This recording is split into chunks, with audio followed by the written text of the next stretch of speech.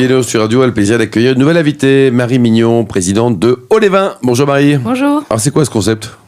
C'est un concept un petit peu foufou. Non, c'est tout simple. C'était une envie de tisser du lien entre professionnels du vin dans le milieu qu'est la montagne, où vous savez que les vallées nous éloignent toutes et tous. Donc on a créé cette association pour se réunir entre professionnels du vin autour de dégustations et autour de moments en montagne. Mais alors votre montagne, c'est toutes les montagnes françaises ou c'est spécifiquement une montagne ? Pour le moment, on est basé dans les Alpes, donc c'est surtout Haute-Savoie, Savoie, et puis on se délocalise jusqu'en Isère. Et dans ce club-là, il y a des vignerons, des professionnels du vin qui sont acceptés, qui peuvent postuler, parce que c'est un club hyper select. Hyper select. Alors le but, c'était pas d'être select du tout. Non, c'est des vigneronnes, des cavistes, des vignerons, des sommeliers, des sommelières et des agents commerciaux aussi. D'accord, donc l'écosystème du vin. Tout l'écosystème du vin. Hélène. Donc Marie, vous êtes sommelière, ouais. Et vous êtes basée à Saint-Gervais. Oui. Et vous avez lancé cette association Haut-les-Vins avec Martha Bucci, qui elle est caviste à Chamonix. Oui. Donc l'idée de départ, c'est ça. C'était on est tous isolés dans nos montagnes. Il faut qu'on se parle davantage. Oui. Il fait froid, il faut qu'on se resserre un peu. Oui. Non, c'est ça. Mais surtout qu'on se tienne au courant. C'est ça. Qu'on se tienne au courant de ce qui se passe en fait dans le monde du vin, parce on peut vite être isolé. Et vous avez Internet quand même là, vous êtes non ? Oui, mais finalement vite, quand on est dans nos petites structures, moi j'avais un petit restaurant, donc on est toujours dedans, et finalement on n'a plus affaire que aux agents commerciaux, et puis il y a un lien qui ne se tisse plus. Donc l'association, je l'ai créée aussi dans ce but-là, quoi. Ouais. Et l'association de sommeliers fonctionne bien encore. Oui, mais elle est basée sur Annecy, et puis voilà, ça demande. Et puis, alors elle est très bien, mais elle réunit uniquement les sommeliers et sommelières. Donc ce sont des gens bizarres les sommeliers, non ? Là, je voulais ouvrir aux vignerons, aux vigneronnes aussi pour apprendre d'eux. C'était vraiment l'émulation. Le but de cette association, c'est d'apprendre de chacun. Donc effectivement, vignerons, cavistes, agents commerciaux, sommeliers, et pour que tous ces gens-là fonctionnent ensemble, se parlent, échangent sur leurs problématiques, sur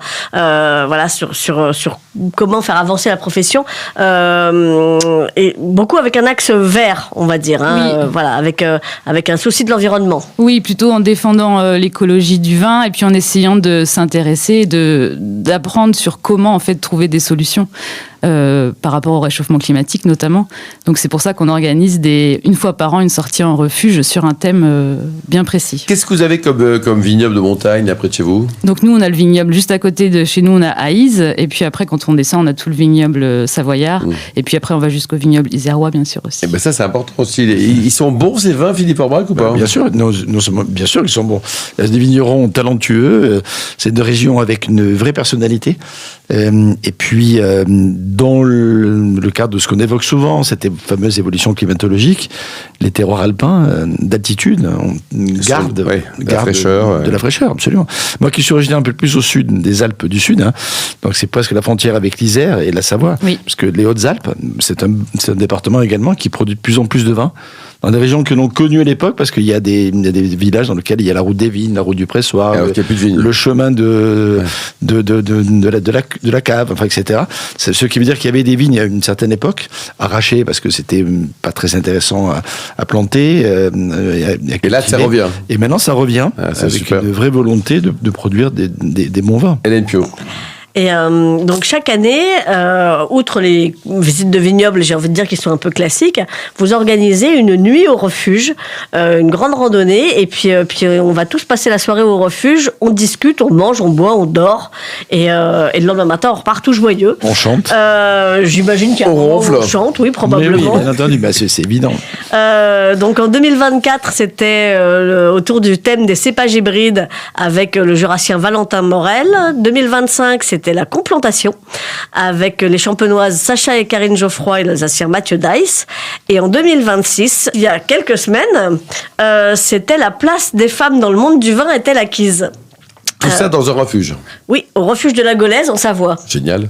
Et donc cette année, grand succès, on a rempli le refuge, on a fait 50 lits, quoi, donc 50 personnes. Et vous avez la parité dans ce genre de soirée ou pas? On aimerait l'avoir, mais c'est vrai que sur un thème comme la place des femmes dans le monde du vin, on est encore... voilà, là, il y a beaucoup de femmes qui étaient présentes. On aurait aimé... Ouais, s'excuser, c'est super. On aurait aimé peut-être un petit peu plus d'hommes aussi. Si on veut la parité, il faut faire la place des couples dans le vin. Absolument, des couples, ouais. Ou des couples qui sont créés grâce au vin. En attendant, moi, je voudrais revenir sur les invités de ce sommet, ce refuge au sommet ou sommet au refuge, je sais pas, qui a eu lieu voilà, il y a quelques semaines, parce que c'est vraiment un panel de filles super bien.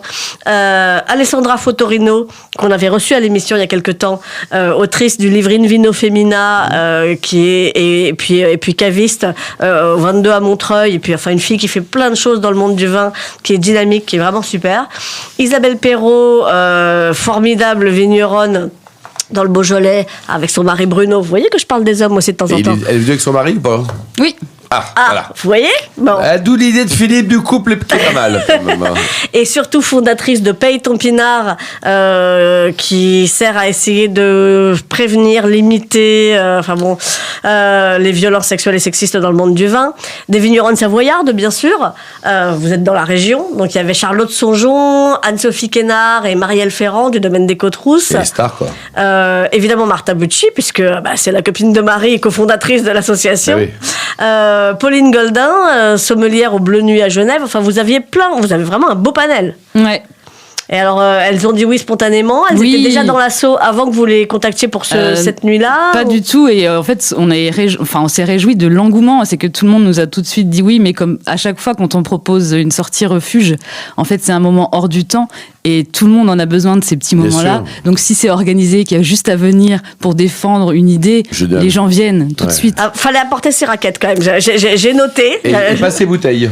Alors, c'est bien d'apporter une bouteille et ses raquettes. Les deux, quoi. Ouais. Et alors, vous, à titre personnel, avec tous les vins que vous avez dégustés dans ces belles montagnes, votre dernier coup de cœur, c'est quoi? Votre dernière émotion, Marie Mignon? Là, c'est du Gringet, donc c'est tout près de chez moi, à Ise. C'est une jeune femme qui s'est installée, qui s'appelle Caroline Baudin. Et elle a fait une bulle de Gringet qui est superbe, vraiment avec tout ce qu'on aime dans le Gringet, donc un bel équilibre entre l'attention et puis une rondeur. Vous avez Gringet, vous? Gringet, qui est un vieux cépage savoyard s'il en est, dont M. Belluard avait été l'un des défenseurs, et oui. On lui doit sûrement que ce cépage existe encore aujourd'hui. Et oui, c'est un cépage identitaire très fort, et avec la bulle, qui est toujours un peu tendance à la bulle aujourd'hui, je pense que ça doit bien matcher. Alors, il se passe plein de choses en Savoie de toute façon, donc j'en profite pour saluer un autre événement qui aura lieu le week-end prochain, dimanche 29 mars, et qui s'annonce très sympa aussi, qui s'appelle Jour Fruits, qui est un rendez-vous unique qui met en avant le renouveau du vignoble savoyard, justement.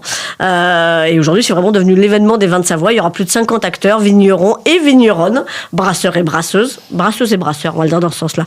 Bon, les licoristes, ça va, c'est unisexe. Qui privilégie l'agriculture biologique dans les secteurs de montagne.